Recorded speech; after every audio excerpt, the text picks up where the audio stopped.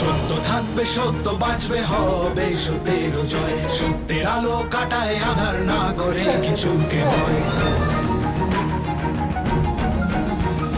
দুনিয়ার যত অপরাধী যত তাদের সাথে, এসো এসো সিআইডি ধ্বংস করো তাকে। বিশ্বাস রাখো সত্যের পথে, ভালোবাসা আশা পুণ্যের সাথে, বীরবেশ পরে সত্য চলবে অনন্তকাল জুড়ে। আকাশে বাতাসে সত্যের গান, সূর্য কিরণে সত্যের গান। জীবন দিয়ে গাও গো আজকে সত্য আমারই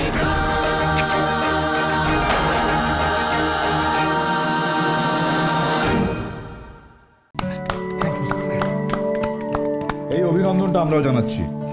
Bravo Satyaki, Bravo. Sir sir আমার একটা রিকোয়েস্ট আছে স্যার। বলো। এই ছবির কাটিংটা, এই ইনসার্টটা আমি এনলার্জ করে বড় করে ফ্রেম করে বাঁধিয়ে রাখতে চাই স্যার, মানে আমাদের ব্যুরোর দরজার সামনে। Good idea. তেজ ঠিক বলেছে স্যার। আমারও মনে হয় সবার জানা উচিত যে আমাদের বিরুদ্ধে সাত্তকীর মতন একজন অফিসার থাকে, ওই যে কিছু না পেপারে আততায়ীর গুলি যাকে ছুঁতে পারে না। না স্যার, এতটা করলে স্যার আমার আচ্ছা করে স্যার। সে কি? অ্যাকচুয়ালি স্যার সাত্তকী সিআইডিতে নয়, বলিউডে থাকা উচিত। দেখুন ছবিটা দেখুন, একদম পুরো হিরোর মতো লাগছে। কি বলছো তুমি যাজ্ঞ? একটু ভালো করে ছবিটা দেখো, লাগছে কি একদম হিরোই তো। সিআইডির আসল হিরো একা হাতে কেস সলভ করে দিল। কিন্তু স্যার সবই ঠিক আছে, কিন্তু ছবিটা একটু কেমন কেমন লাগছে না। আচ্ছা আমার খুব একটা পছন্দ হচ্ছে না। অন্য ছবি দেওয়া উচিত ছিল।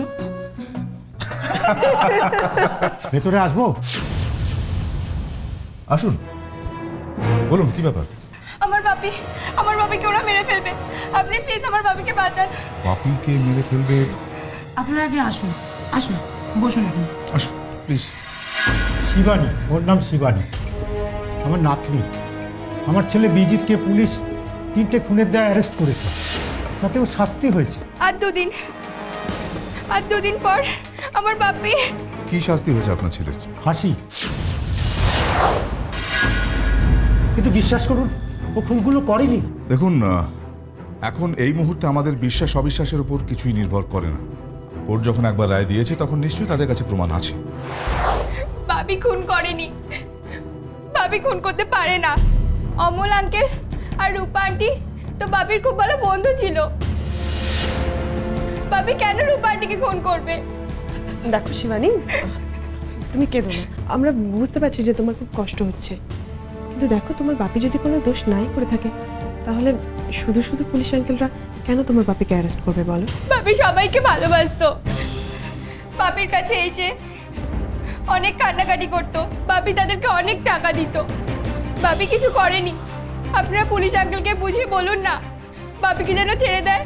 বলুন না পুলিশ আঙ্কেলকে বুঝিয়ে। দেখুন, পুরো ব্যাপারটা আমাদেরকে একটু খুলে বলুন, তাহলে আমাদের পক্ষে বুঝতে সুবিধা হয়। বিজিত একটা আশ্রম চালাতো সম্পূর্ণ নিজের খরচায়, কোনোদিন কারো কাছ থেকে ডোনেশন নেয়নি। গরিব বাচ্চাদের পড়াশোনা শেখাতো।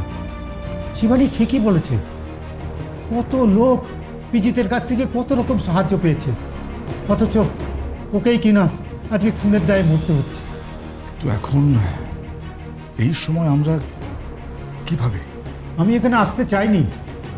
আমার এই নাতনিটা আপনাদের খুব বিশ্বাস করে, ও মনে করে যে ওর বাপিকে আপনারা ফেরত এনে দেবেন, তাই ও আমাকে এখানে নিয়ে এসেছে। সিআইডি তো অনেক লোককে শাস্তি দেয়, আজ আমার বাপি মিথ্যে মিথ্যে শাস্তি পাচ্ছে। আপনারা পারবেন না আমার বাপিকে বাঁচাতে? বলুন না, পারবেন না আমার বাপিকে বাঁচাতে? শিবানী,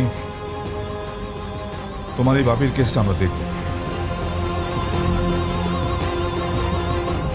তবে আমরা যদি প্রমাণ পাই যে তোমার বাপি খুন করেনি, সে নির্দোষ, তাহলে আমি তোমাকে কথা দিচ্ছি তোমার বাপির কিচ্ছু হবে না, তোমার বাপি তোমার কাছে ফিরে আসবে। সাত্তকী স্যার, বিজিতের কেসে সমস্ত ফাইল আমার চাই এক্ষুনি। Wait sir.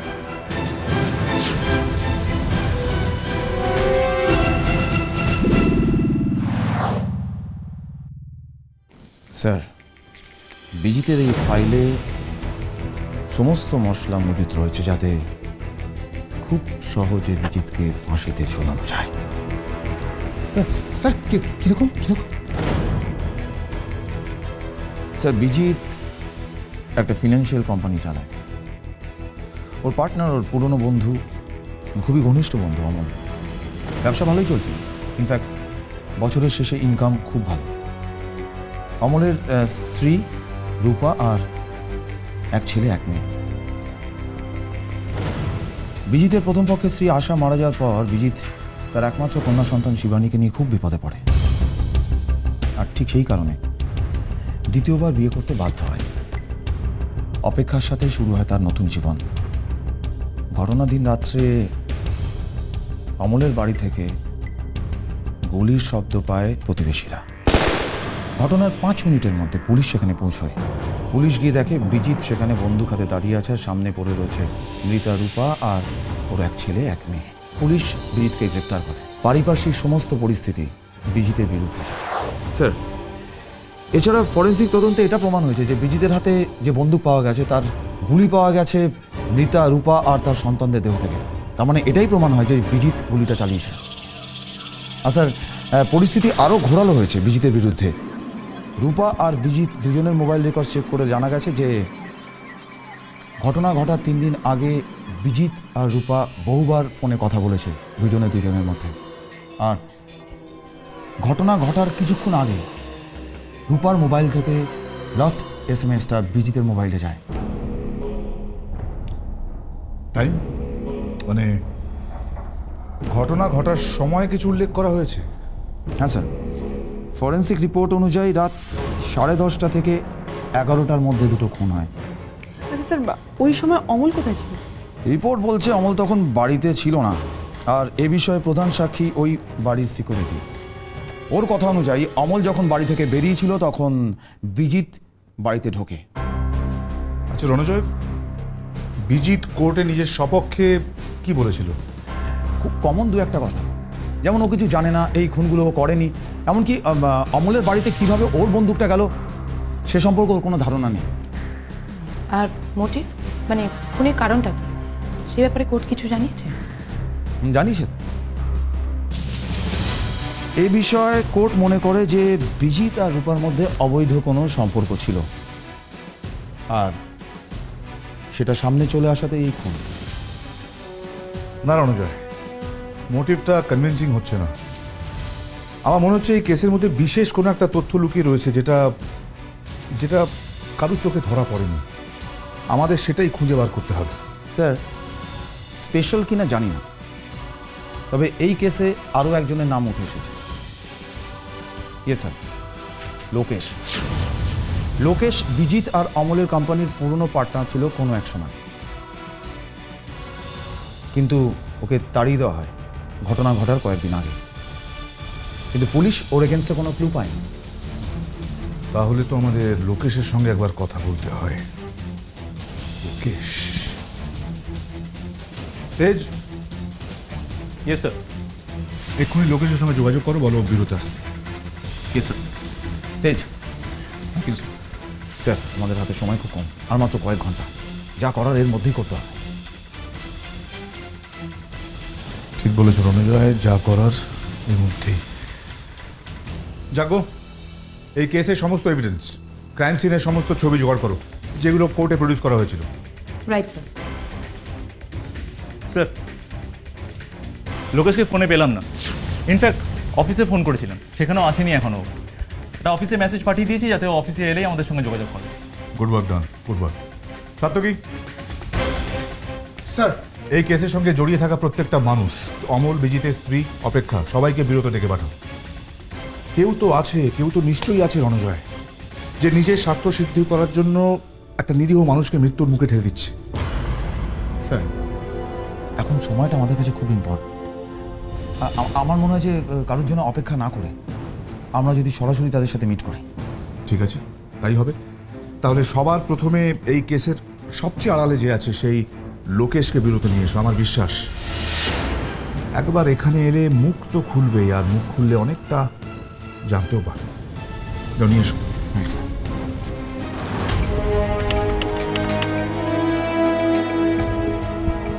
জামার সঙ্গে দেখেছ, বেশ ভালো ভালো দামি দামি জিনিসপত্র আছে ঘরে দেখছি। দেখে মনে হচ্ছে ব্যবসা থেকে ভালোই কামিয়েছে। সেই জন্যই তো ভয় পালিয়ে বেড়াতে হচ্ছে এখন। বোকা বোকা, জানে না লুকিয়ে ভূতের হাত থেকে বাঁচা যায়, কিন্তু সিআইডির হাত থেকে। এই ঘরে আর তেমন কিছু নেই বলে মনে হয়, চলো ওই ঘরটা খুঁজে দেখি।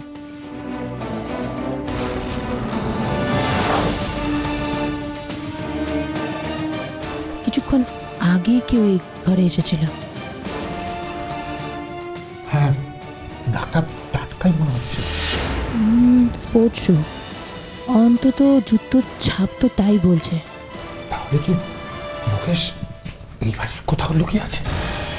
না সত্যি, লোকেশ আমাদের হাতের নাগালের অনেক বাইরে।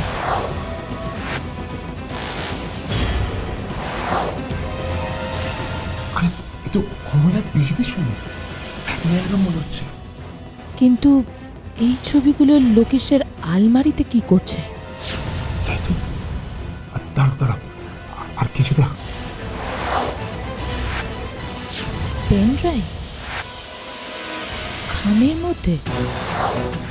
চাকুশিনী, একটা কাজ করি, আমরা না এই পুরো বাক্স যা যা আছে সব চলো বুড়োতে নিয়ে যাই, তারপরে ওখানে নিয়ে গিয়ে সবকিছু ভালো করে চেক করে নেন। That's right. এই ছবিগুলোর মধ্যে যে এভিডেন্স আছে তার থেকে আমাদের সত্যিটা খুঁজে বার করতে হবে। এই যে ভিকটিমের গায়ে যে ক্ষত চিহ্নটা আমরা দেখতে পাচ্ছি, এইটা পিস্তল থেকে গুলিটা করা হয়েছে, আমার কোনো সন্দেহ নেই, এবং খুব খুব ক্লোজ রেঞ্জ থেকে। হ্যাঁ স্যার, পিস্তলটা ওই ঘটনাস্থলে দাঁড়িয়ে থাকা বিজিতের হাতেই ছিল। আর স্যার, আমরা ওই ডেড বডির শরীর থেকে যে গুলিটা পেয়েছি তার সাথে ওটা ম্যাচও করে গেছে স্যার। অথচ তোমরা বলছো যে বিজিত গুলিটা করেনি। তাহলে মানে কি দাঁড়াচ্ছে? মানেটা এটাই দাঁড়াচ্ছে ডক্টর, বন্দুক থেকে যেই গুলিটা করে থাকুক সে ভিকটিমের খুব পরিচিত, সেই কারণে একদম সামনাসামনি দাঁড়িয়ে গুলিটা চালাতে পেরেছে। অপরিচিত কেউ গুলিটা চালালে ভিকটিম ভয় চেঁচিয়ে উঠত বা নিজেকে বাঁচানোর চেষ্টা করত। অথচ আমরা কিন্তু ঘরের মধ্যে কোনো স্ট্রাগলের চিহ্ন পাইনি। তার মানে এটা সহজেই প্রমাণ করা যায় যে বিজিত খুনটা করেছে। রণজয়, এক সেকেন্ড, তাড়াতাড়ি এসো। ডেড বডির পাশে এটা কি পড়ে রয়েছে? এটা তো একটা বোতাম স্যার। বোতাম? কার বোতাম? পিলারের?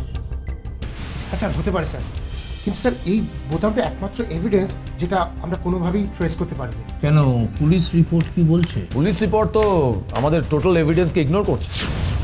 ওদের বক্তব্য হচ্ছে যে ওরা কিলার বা ভিকটিম কারো কাছ থেকে এই ধরনের ড্রেস পায়নি যাতে এই বোতামটা ম্যাচ করে। অথচ খুনের জায়গায় এই বোতামটা খুঁজে পাওয়া গেছে, তার মানে খুনের সঙ্গে কোনো একটা রিলেশন নিশ্চয়ই আছে। আছে স্যার, পুলিশ সেই কানেকশনটা খুঁজে না পেলেও আমরা পেয়েছি। পেয়েছো? কি পেয়েছো? হ্যাঁ স্যার, লোকেশের বাড়ি সার্চ করে আমরা স্যার এই জ্যাকেটটা পেয়েছি। আচ্ছা, হ্যাঁ স্যার, দেখুন খুব ইন্টারেস্টিং স্যার ব্যাপার হচ্ছে, দেখুন এই যে এই জ্যাকেটের যে বোতামগুলো তার সাথে স্যার এই বোতামটা ম্যাচ করে যাচ্ছে, আর এই জ্যাকেটে স্যার এই বোতামটা মিসিং।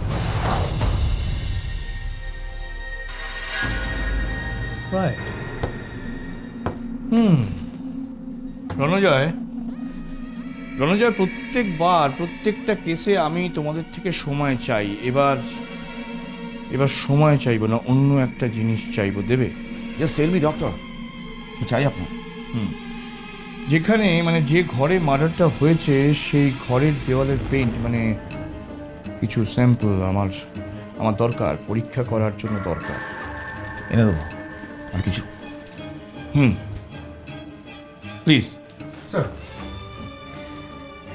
আর এই জ্যাকেটটা, এবং শুধুমাত্র কয়েকটা ঘন্টা, ব্যাস, আর কিচ্ছু চাই না। আশা করি তোমরা যেটা চাইছো সেটা এবার পেয়ে যাবে। এবার আপনি আপনার কাজ করুন, আমি ওদিকের কাজ সামলাব। আমাদের হাতে সময় খুব কম, সময় থেকে কাজ আমাদের হাতে বেশি, তাই সঠিক সময়ের মধ্যে অপরাধীদের আমাদের ধরতেই হবে। স্যার, আমাদের এখন টার্গেট দুজন, একজন হচ্ছে বিজিত যাকে বাঁচাতে হবে, আর একজন লোকেশ যাকে ধরতে হবে। ওই এখন মেন সাসপেক্ট। লোকেশকে তো আমরা ধরবোই, কিন্তু তার আগে ওর এগেনস্টে আমাদের সলিড প্রমাণ জোগাড় করতে হবে। স্যার, লোকেশ বাড়ি সার্চ করে আমরা যে এভিডেন্সগুলো পেয়েছি তার মধ্যে স্যার পেন ড্রাইভটা খুব ভালো করে চেক করতে হবে। আমার মনে হচ্ছে স্যার ওর মধ্যে কোনো প্রমাণ থাকলেও থাকতে পারে। ওকে, কিন্তু তার আগে বিজিতের সাথে আমাদের দেখা করাটা খুব দরকার। আর একটা কাজ হয়নি সাতুকি, সমস্ত এয়ারপোর্ট আর তোমার রেল স্টেশন যা আছে সমস্ত জায়গায় সমস্ত চেক পয়েন্টে ইনফর্ম করে দাও লোকেশ যাতে কোনো রকমভাবেই পালাতে না পারে। ওকে স্যার, কিন্তু স্যার বিজিত তো এখন জেলে আছে, তার মানে স্যার আমাদের ওর সাথে জেলে গিয়ে দেখা করতে হবে। বিজিতের সঙ্গে দেখা করতে যাব, সেদিন রাত্রে এক্স্যাক্টলি কী ঘটেছিল সেটা জানতে পারলে। স্যার আমরা কি তাহলে এখনই বিজেতের সাথে দেখা করতে যাব? এখন নয়, যাব, আগে আমরা ওর পেন ড্রাইভটা চেক করবো। চলো let's go.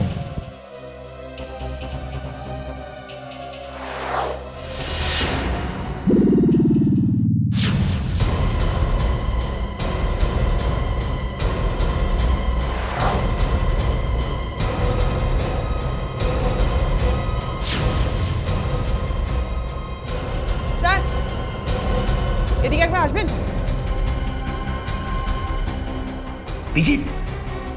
বিজিত কে? বিজিত কি ডিসিশন মেকার? আমি বিজিতের কাছে গিয়ে হাত জোর করে বলবো আমার ভুল হয়ে গেছে, আমার ক্ষমা করে দাও? আমায় তুমি ভুল বুঝছো, আমি তোমাকে কারোর কাছে ক্ষমা চাইতে বলছি না। তোকে কিচ্ছু করতে হবে না, যা করার আমি আমলের বড্ড বার বেড়েছে। আর সে তো তোমার শেয়ার, ও খাবে বলে খাওয়াচ্ছি, আমার শেয়ার ওকে আমি খাওয়াচ্ছি। ও যদি নিজের থেকে আমাকে ফোন না করে কোম্পানিতে ডাকে না, আমি খুন করে ফেলবো। তখন দেখবো ও একা একা কত টাকা ভোগ করতে পারে। এসব তুমি কি বলছো? আমি জাস্ট আজকের দিনটা ওয়েট করবো। ও যদি নিজে থেকে কিছু না করে, তাহলে কাল সকালে ওর বউ বাচ্চার মুখ দেখতে পাবে না, বলে দিলাম। মিলিয়ে নিস। স্যার আমার মনে হয় এই লোকেশ এই খুনগুলো করেছে, তারপরে বিজিতকে ফাঁসিয়েছে। রণজয় স্যার, ভিডিওটা দেখে কি বুঝলে? স্যার এটা বোঝা গেল যে ভিডিওটা কেউ লুকিয়ে দূর থেকে কোনো মোবাইলে রেকর্ড করেছে। দেখি মনে হচ্ছে যে লোকেশ জানে না যে ওর কেউ ভিডিও শুট করছে। কিন্তু লুকিয়েই যদি শুট করা হয় তাহলে সেটা লোকেশের কাছে এলো কিভাবে? আমারও তো সেটাই প্রশ্ন। লোকেশ যদি এটা দেখে থাকে তাহলে সব কিছু জেনে নিজের কাছে এই ফুটেজটাকে যত্ন করে রেখে দিল কেন? এটা তো নষ্ট করে দেওয়া উচিত ছিল। স্যার আমার মনে হয় এই সব প্রশ্নের উত্তর একজনই দিতে পারবে, লোকেশ নিজে আর কেউ নয়। ঠিক বলেছো তেজ, আমাদের এখনই লোকেশকে খুঁজে বার করতে হবে, ওকে ব্যুরো নিয়ে আসতে হবে। খুন যদি লোকেশ করে থাকে তাহলে তার শাস্তি বিজিত নয়, পেতে হবে লোকেশকেই। আপনি তখন বলছিলেন না যে জেলে গিয়ে একবার বিজিতের সাথে দেখা করা উচিত। আমি স্যার বিজিতের সাথে দেখা করতে যেতে চাই। আপনারা অকারণ সময় নষ্ট করছেন, তাছাড়া হাতে বেশি সময়ও নেই যে নতুন করে আপনারা কিছু আবার প্রমাণ করতে পারবেন, কারণ কালই তো সব শেষ। আপনি হয়তো জানেন না যে শেষ থেকে আবার শুরু করা যায়। আমরা মানে সিআইডিরা শেষ বলে কিছু বিশ্বাস করি না। বেশ, আমার কাছ থেকে কি চাইছেন বলুন? বিশেষ কিছু না, আমরা একবার বিজিতের সাথে কথা বলতে চাই, কাইন্ডলি ব্যবস্থাটা করে দিন। দেখছি, বিজিতকে আমার ঘরে নিয়ে এসুন। আমার একটা কথা ভীষণভাবে জানতে ইচ্ছে করছে রণজয় বাবু, আপনারা হঠাৎ বিজিতের মতো একটি খুনিকে কেন বাঁচানোর জন্য এত উঠে পড়ে লেগেছে?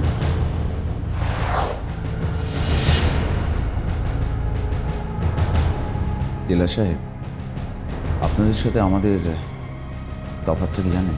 তফাৎ কি? তো আপনারা যেটা করেন, যা যা করেন কান দিয়ে শুনে, আর আমরা যেটা করি সেটা মাথা দিয়ে ভেবে করি। তাহলে আমার সঙ্গে আপনাদের কোনো তফাৎ নেই। তফাৎটা আসলে আমার কান আর আপনাদের মাথা, তাই তো?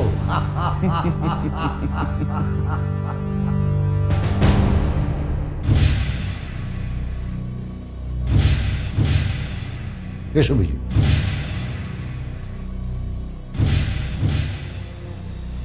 ওনারা সিআইডি অফিসে তোমার সঙ্গে কথা বলতে চাইছেন। কেন? আমি আবার কি করলাম? তুমি যদি কিছু না করে থাকো তাহলে তোমার শাস্তি হবে না। ইনফ্যাক্ট আমরা বিশ্বাস করি যে তুমি কিছু করো না, তাই তোমার শাস্তি যাতে না হয় সেটা আমাদের লক্ষ্য থাকবে। It's already too late officer, too late. মৃত্যু আমার ঘাড়ের ওপর এসে বসেছে, আপনারা তার সাথে যুদ্ধ করবেন কিভাবে? বিজিত বাবু, আপনি এভাবে ভয় পেয়ে হাল ছাড়বেন না। আমাদের উপর একটু ভরসা রাখুন। বিজিত, বিজিত তোমার ভালোর জন্যই বলছি। সব বলো আমাদের, কোনো কিছু বাদ দিও না।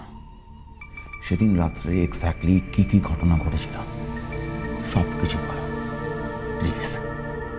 সেদিনের ঘটনাটা এখন আমি চোখ বুঝলে স্পষ্ট দেখতে পাই।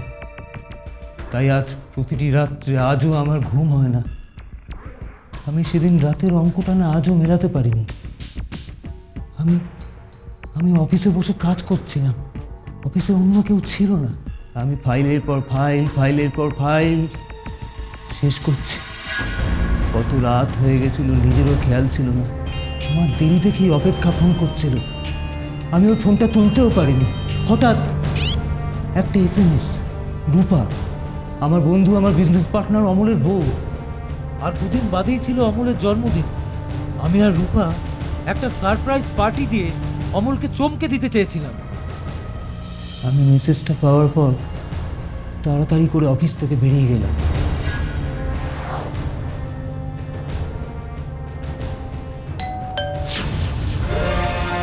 হঠাৎ বুঝলাম বাড়ির দরজা খোলা।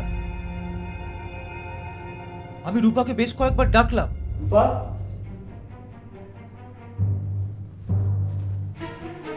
রূপা, রূপা। হঠাৎ ওদের ডাইনিং হলের টেবিলে দেখলাম একটা বন্দুক পড়ে আছে।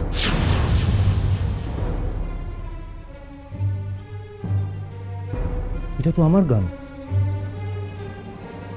এটা এখানে কি করে এলো? রূপা, রূপা, রূপা।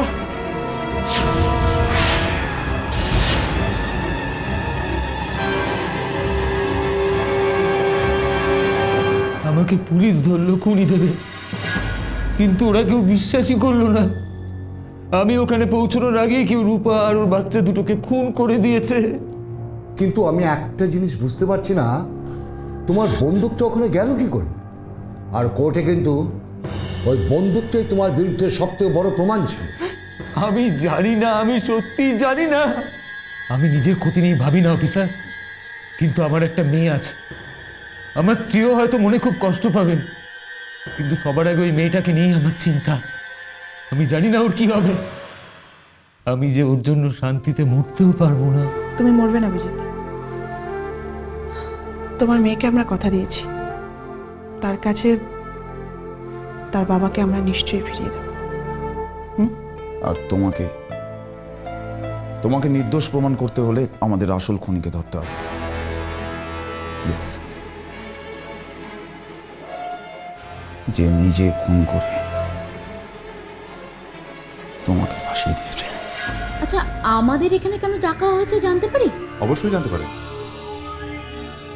ডাকা যখন হয়েছে আপনাদের, তখন তার কারণটাও আপনারা জানতে পারবেন, নিশ্চয়ই জানতে পারবেন। তবে তার আগে আপনাকে আমি কয়েকটা প্রশ্ন করতে চাই। বলুন, কি জানতে চাই? আপনার স্ত্রী সন্তানের মৃত্যু বা বিজিতের জেলে যাওয়ার ঘটনার পরেই হঠাৎই আপনি আপনার কোম্পানিটাকে বন্ধ করে দিলেন কেন? আমার স্ত্রী সন্তানই আর যখন বেঁচে নেই, তখন আমার টাকারও আর প্রয়োজন নেই। আর তাছাড়া বিজিত ছাড়া এই কোম্পানি চলবে না, বন্ধ করে দিয়েছি। অমল, মানুষকে বোকা ভাবাটা ভুল, আর তার চেয়েও বড় ভুল সিআইডিকে বোকা বানানোর চেষ্টা করা। আমরা খুব ভালো করে জানি কোম্পানিটা বিক্রি করে আপনি 20 কোটি টাকা পেয়েছেন। হ্যাঁ, পেয়েছি, কিন্তু তাতে কি প্রমাণ হলো? 20 কোটি টাকা পেয়েছি সেটা দেখলেন, আর সেই টাকা পেয়ে কি করেছি সেটা তো একবারও দেখেননি। কি করেছেন সেটা আমরা জানি, আর কেন করেছেন সেটা জানার জন্যই আপনাকে এখানে ডেকে আনা। আপনি 20 কোটি টাকার মধ্যে থেকে 10 কোটি টাকা বিজিত বাবুর অ্যাকাউন্টে ট্রান্সফার করেছেন, তাই তো বলুন? হ্যাঁ, শুধু তাই নয়, ওই টাকা থেকে এখন ওর আশ্রমের খরচা চলে। যে মানুষটা আপনার স্ত্রী সন্তানকে খুন করলো, তার প্রতি এই ব্যবহারটা একটু মহানুভবতা হয়ে যাচ্ছে না? আপনারা যা ভালো বুঝবেন, কিন্তু বিশ্বাস করে আমার বিশ্বাস বিজিত এটা করেনি। ও এ কাজ করতে পারে না।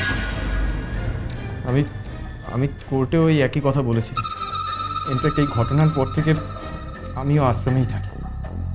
এবার আপনি কি বলবেন? এটাও ভণ্ডামো? ঠিক আছে, অন্য একটা প্রসঙ্গে আসি। লোকেশকে আপনার কি মনে হয়?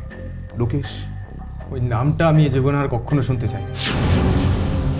আমার তো মনে হয় ওই আমার স্ত্রী আর সন্তানদের, ওর শুধু আমার কোম্পানির টাকার উপরেই নয়, আমার স্ত্রীর রূপার উপরেও লোভ ছিল।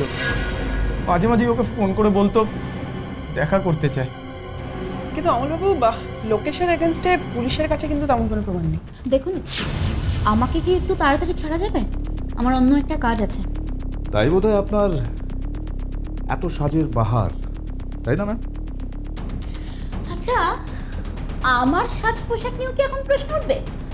না না না, প্রশ্ন উঠবে না, কিন্তু অপেক্ষা একটু তো চোখে লাগেই। দেন মানে যার হাজবেন্ডের আর কয়েক ঘন্টা বাদে ফাঁসি, তার মতো কোনো শোকই দেখা যাচ্ছে না। দেখুন, আমি খুব প্র্যাকটিক্যাল, যেটা সত্যি সেটাকে আমি মেনে নিই। কাউকে দেখানোর জন্য না আমি দুঃখ করতে পারি না। আর কোন হাজবেন্ডের কথা বলছেন যে যে কাউকে বিয়ে করে তার নিজের মেয়ের গভর্নেন্স করে রাখার জন্য? তার মানে আপনি শিবানীর দায়িত্ব নেবেন না? কোনো প্রশ্নই ওঠে না। সে তার দাদুর কাছে ভালো আছে, আর আমি আমার মতো ভালো থাকতে চাই।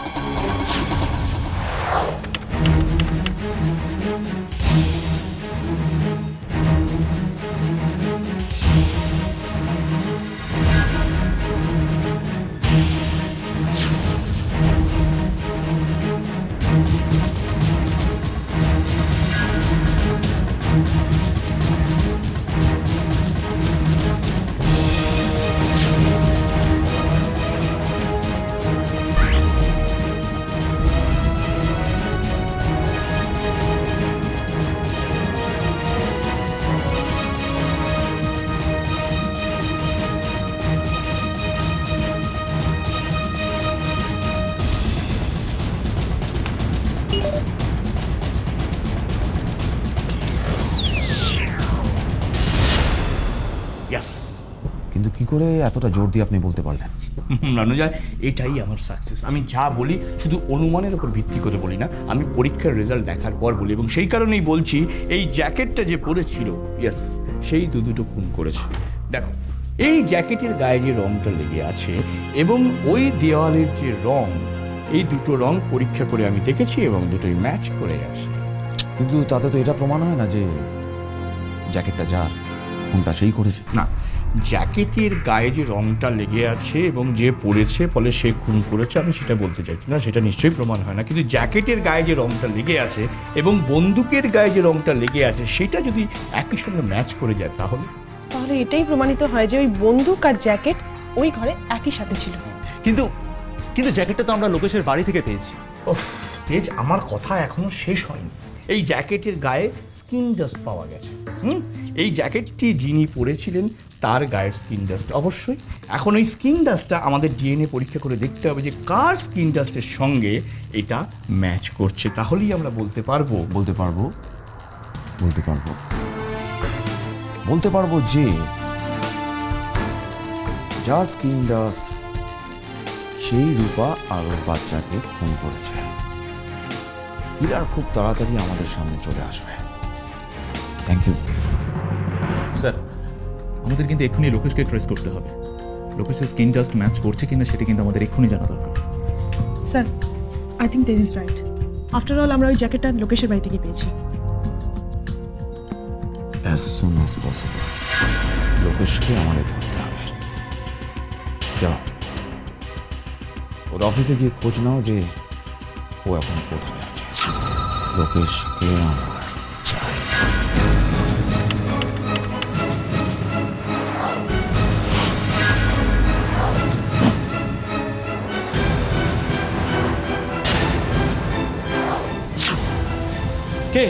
কে আপনারা? অপরাধ যখন নিজের মুখ লুকোতে চায় তখন অন্ধকার থেকে আমরা অপরাধকে টেনে বের করতে আসি। আমরা সিআইডি। মানে আমি কি করলাম? Very wrong question. প্রশ্নটা তো আমাদের। এত সকালবেলা পুরো অফিস ফাঁকা, তুমি এখানে কি করছিলে? আমি দীপক, আমি এই অফিসের ম্যানেজার। আমার জরুরি কাজ ছিল, তাই আমি কিছুক্ষণ আগে অফিসে এসেছি। ও আচ্ছা আচ্ছা আচ্ছা আচ্ছা আচ্ছা, তাই? কিন্তু কফি কাপগুলো তো সেটা বলছিলাম মিস্টার দীপক। না মানে কতক্ষণ অফিসে এসেছো যে এর মধ্যে 1 2 3 4 5 6 8 কাপ কফি খেয়ে ফেললে? বিশ্বাস করুন, আমি এখানে কোনো ক্রাইম করতে আসিনি, আমি অফিসের কাজ করতেই এসেছি। বাই দ্য ওয়ে, এটা তো লোকেশের অফিস, পুরো অফিস ফাঁকা, সকালবেলা কেউ নেই। তুমি এখানে কি এমন গুরুত্বপূর্ণ কাজ করছিলে সেটা আমাদের বলতে পারবে? কি হলো বলো, শেষবারের মতো সুযোগ দিচ্ছি, সত্যি কথাটা বলো। তুমি এখানে সারা রাত ছিলে, পুরো অফিস ফাঁকা, কেউ না থাকার সুযোগ নিয়ে কি এমন কাজ করছিলে? অ্যাকাউন্টসে জল মিশা ছিল, দেখো দেখো দেখো, কোম্পানি অ্যাকাউন্টস পেপার। আমি কোনো অন্যায় করিনি, লোকেশের কথাতেই আমি এখানে এসেছি। লোকেশই আমাকে এখানে পাঠিয়েছে। লোকেশ? কেন লোকেশ তোমাকে এখানে পাঠাবে কেন? কোম্পানির অ্যাকাউন্ট থেকে টাকা ট্রান্সফার করতে হবে আজ, 10 লক্ষ টাকা। অ্যামাউন্টটা হেভি, তাই হিসেব মেলাতে এসেছিলাম। মানে এটা ঠিক বুঝলাম না। লোকেশের অ্যাকাউন্টে কোম্পানির অ্যাকাউন্ট থেকে টাকা ট্রান্সফার করতে হবে কেন? এ তো দেখতে পাচ্ছি প্রত্যেক মাসে 10 লাখ টাকা করে ট্রান্সফার হয়েছে। প্লিজ প্লিজ আমায় ছেড়ে দিন, আমি এসবের কিছু জানি না। সব জানার দরকার নেই, যেটুকু জানো সেটুকুই বলো, বাকিটা আমরা জানি না। মানে লোকেশকে আমি বারবার জিজ্ঞেস করেছিলাম যে প্রতি মাসে তোর এত টাকা কিসে লাগে, এতে তো কোম্পানির লস হচ্ছে, কিন্তু ও আমায় কিছু বলেনি, আর আমিও সেরকম ইন্টারেস্ট দেখাইনি। এনিওয়ে, আমাদের লোকেশকে চাই। লোকেশ কোথায় এখন? বিশ্বাস করুন, লোকেশ কোনোদিন কারোর কোনো ক্ষতি করেনি, ও খুব ভালো মানুষ। ভালো মানুষটা মানুষের সামনে থাকে দীপক, এইভাবে লুকিয়ে থাকে না। আর আমরা সিআইডি না, সবসময় এই হাতের ওজনটা দেখানো পছন্দ করি না। বলো লোকেশ কোথায়, কোথায় লুকিয়ে আছে বলো। ওর একটা ফার্ম হাউস আছে শহর থেকে অনেকটা দূরে, সেখানেই লোকেশ আছে। আমি তাহলে রণজয় স্যারকে খবর দিয়ে দিচ্ছি যে লোকেশের সন্ধান পাওয়া গেছে।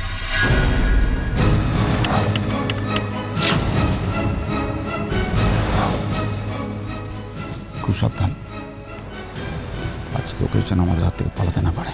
আমাদের একটা ছোট্ট ভুল বিজিতকে মৃত্যুর দিকে ছেড়ে দেবে। ডোন্ট ওয়ারি স্যার, আজ আমরা এখান থেকে 3 জন নয় 4 জন ফেরত যাব। ইয়েস স্যার, আজ আমরা এখান থেকে লোকেশকে নিয়ে তবেই যাব। So guys, ready for the operation. Move.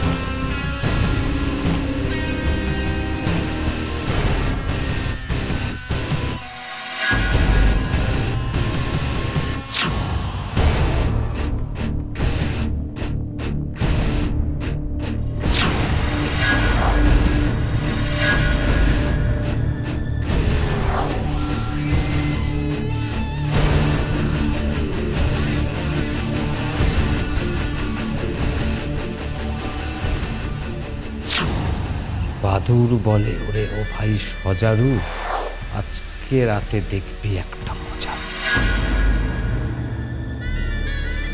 মজা দেখানোর খেলাটা আজকে আমি দেখাবো, তবে রাতে নয়, দিনে, এক্ষুনি।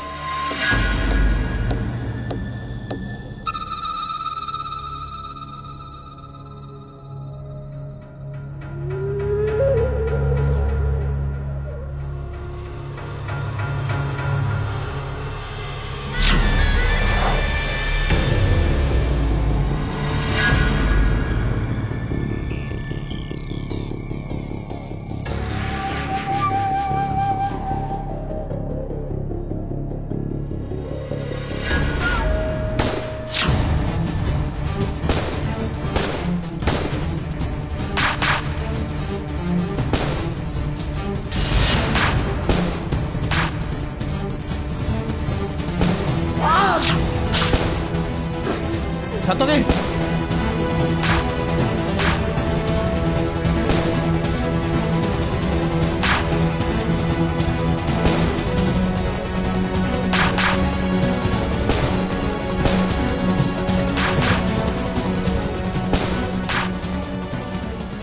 কভার করো।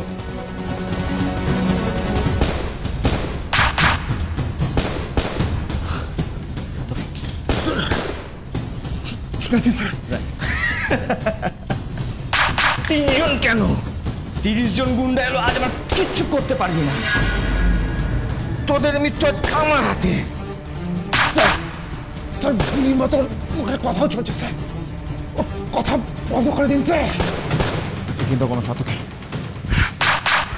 লোকেশের হাত মুখ আমি বেঁধে আসবো। যাবো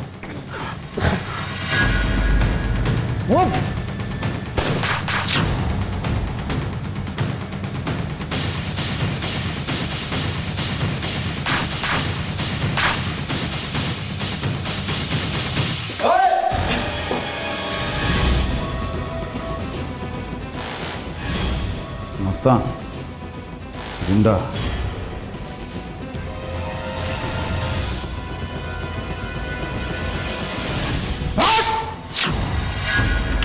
আমি কাউকে ফোন করিনি স্যার, বিশ্বাস করুন স্যার, আমি সত্যি কথা বলছি, আমি কাউকে ফোন করিনি। বিশ্বাস বিশ্বাস করব তোমাকে?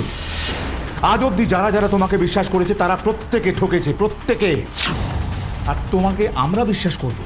একটা নিরপরাধ মানুষ জেল খাটছে, আর 12 ঘন্টার মধ্যে তার ফাঁসি হতে চলেছে, আর তুমি এখানে বসে নাটক করছো, নাটক। ভালো ভালো মুখ না করলে এমন অবস্থা করবো না, শুধু মেকআপটাই নেবে, বুঝেছো? ডায়লগ বলা বন্ধ হয়ে যাবে। বলো কেন বিজিতকে জেলে পাঠিয়েছিলে? কেন কেন ওকে ফাঁসিয়েছ? বলো। মিথ্যে স্যার, সম্পূর্ণ মিথ্যে। আমি কাউকে জেলে পাঠাইনি স্যার, বরং আমাকে ফাঁসানো হয়েছে। আপনারা কেন আমার কথা বিশ্বাস করছেন না স্যার? আপনাকে ফাঁসানো হয়েছে? আপনার বাড়ি সার্চ করে আমরা এমন কিছু এভিডেন্স পেয়েছি যাতে পরিষ্কার প্রমাণ হয়ে যায় যে খুনগুলো আপনি করেছেন। লোকেশবাবু, আমরা একটা জ্যাকেট পেয়েছি, সেই জ্যাকেট যেটা পরে গুলি চালানো হয়েছে। একটা ভিডিও ফুটেজ পেয়েছি যেখানে পরিষ্কার দেখা গেছে আপনি খুনের প্ল্যান করছেন।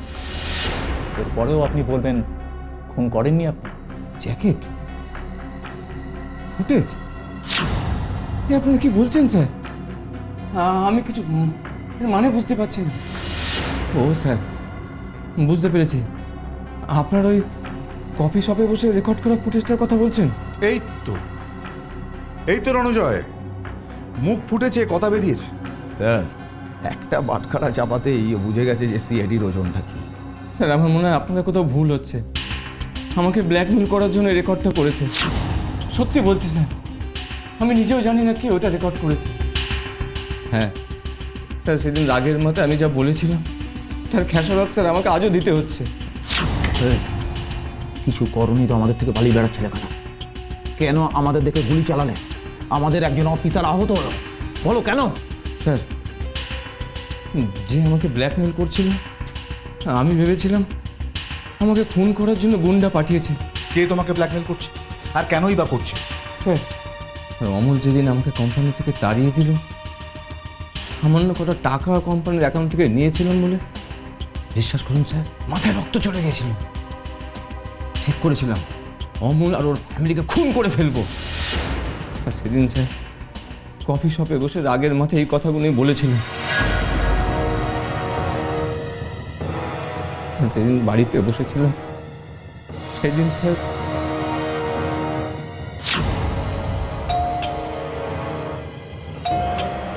দাদা মধ্যে ঘটর ঘটর ঘটর ঘটর করেই চলেছে।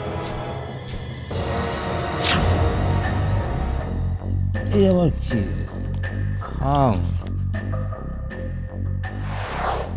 প্রিয় অল্লোকেশ, তোমার জন্য একটা ছোট্ট উপহার পাঠান, একটা পেন ড্রাইভ, ওটাতে তোমার মরণ সাক্ষী রয়েছে, একটা ভিডিও ফুটেজ, ওই ভিডিওতে তুমি নিজে অমল আর অমলের ফ্যামিলিকে মেরে ফেলার কথা বলেছ।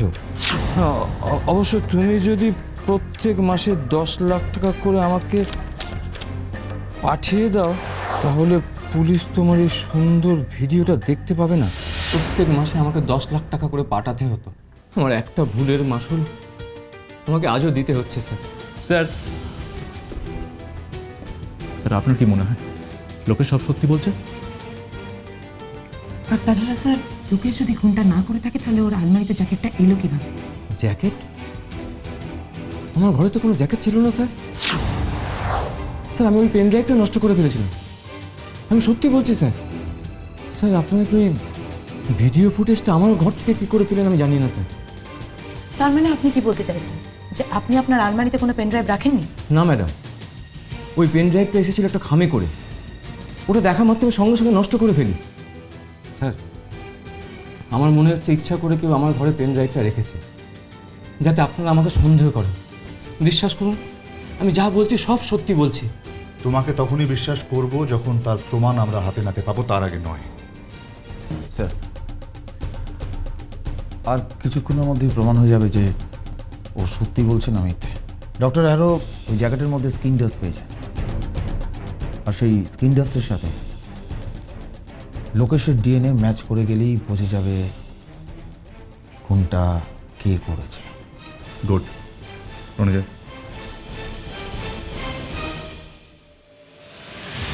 লোকেশের ব্যাংকে যাও, খোঁজ নাও, দেখো কাকে কাকে কোন কোন অ্যাকাউন্টে টাকা পাঠিয়েছে। যে অ্যাকাউন্টে টাকা গেছে সে কে সেটা জানতে পারলে খুনিকেও ধরে নেব। যে খুন করেছে বলে ধরা হচ্ছে তার স্কিন ডাস্টের সঙ্গে ওই জ্যাকেটের স্কিন ডাস্টের কোনো মিল নেই। ডিএনএ রিপোর্ট নেগেটিভ দেখাচ্ছে। নেগেটিভ? তার মানে লোকেশ খুনটা করেনি। তাহলে খুনটা করলো কে?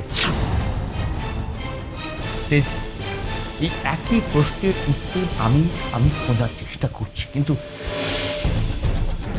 ডক্টর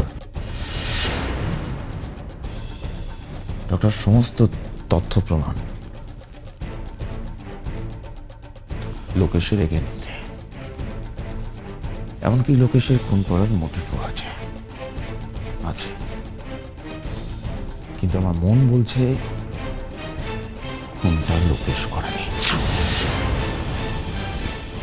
করেছে অন্য কেউ। স্যার আপনিও লোকেশের কথা বিশ্বাস করছেন? Hello, what? ঠিক আছে আমি আসছি, চলো দেখছি।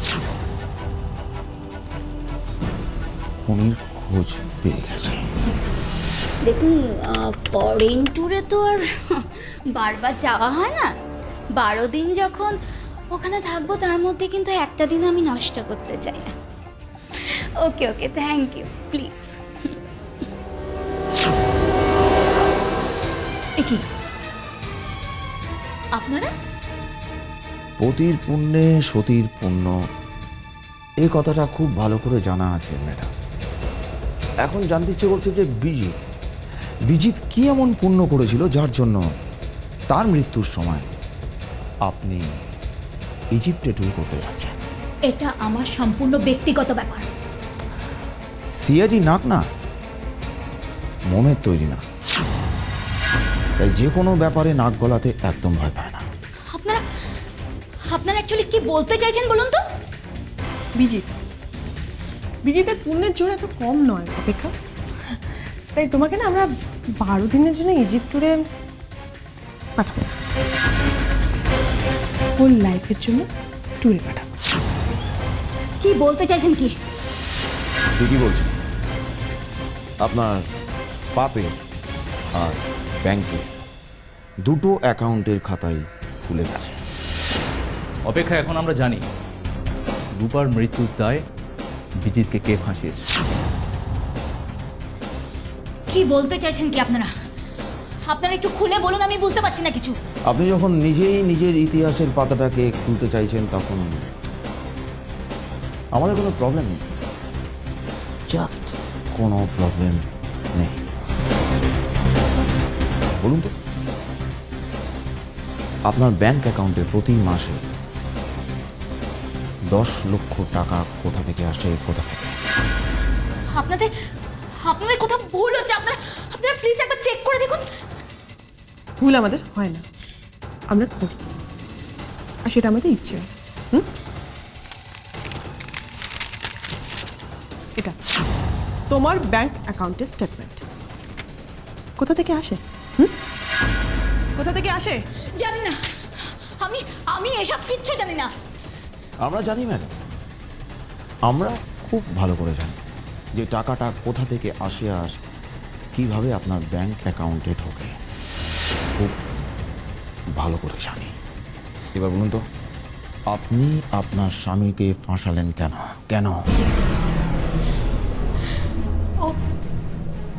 ও আমার জীবনের বাধা হয়ে দাঁড়িয়েছিল। আমাকে এই সংসারের কাঁচায় বন্দি করে রাখতে চেয়েছিল।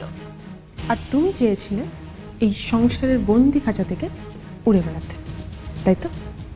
আর সেই জন্য তুমি বিজিতকে নিজের রাস্তা থেকে সরিয়ে দিলে। আমি স্বাধীনভাবে ভালোভাবে বাঁচতে চেয়েছিলাম, কিন্তু কিন্তু তার জন্য অনেক টাকার প্রয়োজন। কোথা থেকে পেতাম? কি করতাম আমি?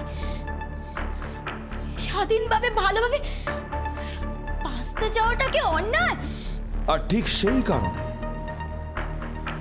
সেই কারণে একজন নিরীহ নিরপরাধ মানুষকে ফাঁসিতে ঝোলানোর ব্যবস্থা করে দিলেন। চমৎকার, অসাধারণ। বিশেষ করে আমার ভুল হয়ে গেছে। আমি আর এরকম কোনোদিন করবো না। বিশেষ করে আমি সত্যি আর এরকম কোনোদিন করবো না। এবার আমাকে ক্ষমা করে দিন, আমাকে ছেড়ে দিন। এরকম ভুলের কোনো ক্ষমা হয় না। গার্গী, নিয়ে যাও ওকে, আর এমন শাস্তির ব্যবস্থা করো আর কেউ যেন এই ধরনের ভুল করার সাহস আর না পায়। নিয়ে যাও। চলো চলো চলো। স্যার, আমাদের হাতে কিন্তু একদম সময় নেই। আমরা যদি এক্ষুনি সমস্ত প্রমাণ কোর্টে প্রডিউস না করতে পারি, তাহলে বিজিতের ফাঁসি আমরা আটকাতে পারবো না স্যার। দেখছি বিজিতের ফাঁসি কিভাবে আটকানো যায়। থ্যাংক ইউ স্যার, আপনারা না থাকলে আমি আজ আর এই সুন্দর পৃথিবীটা দেখতে পেতাম না। Thank you sir. Bijit, thank you. নিজেকে দাও, নিজেকে, আমাকে না। দেখো, সত্যের জন্য সবাইকে লড়তে হয়, সবাইকে। মানছি তোমার লড়াইটা একটু কঠিন হয়ে গেছিল, কিন্তু তুমি হাল ছাড়োনি, হেরে যাওনি, তাই আমাদের লড়াই করতে খুব সুবিধা হয়েছে। কিন্তু কিন্তু আমি বিশ্বাস করতে পারছি না। অপেক্ষা কিভাবে এমনটা করতে পারে আমার সাথে? ওই কথা আর মনে করবেন না বিজিত বাবু, তাতে কষ্ট বাড়বে। আপনার মেয়ে আপনার জন্য অপেক্ষা করছে। ও খুব একা, ওর খুব প্রয়োজন আপনাকে। যান, ওর কাছে যান। হ্যাঁ, বাইরে গিয়ে ফর্মালিটিসগুলো সব সেরে নাও, আমি বলে দিচ্ছি। ধন্যবাদ দেব না, কিন্তু একদিন আমার আর আমার মেয়ের এই ছোট্ট পৃথিবীতে আপনারা সকলে আসবেন। সকলের আমন্ত্রণ রইল। আমার জন্য না, আমার এই ছোট্ট মেয়েটার জন্য আসবেন। ও খুব খুশি হবে, খুব।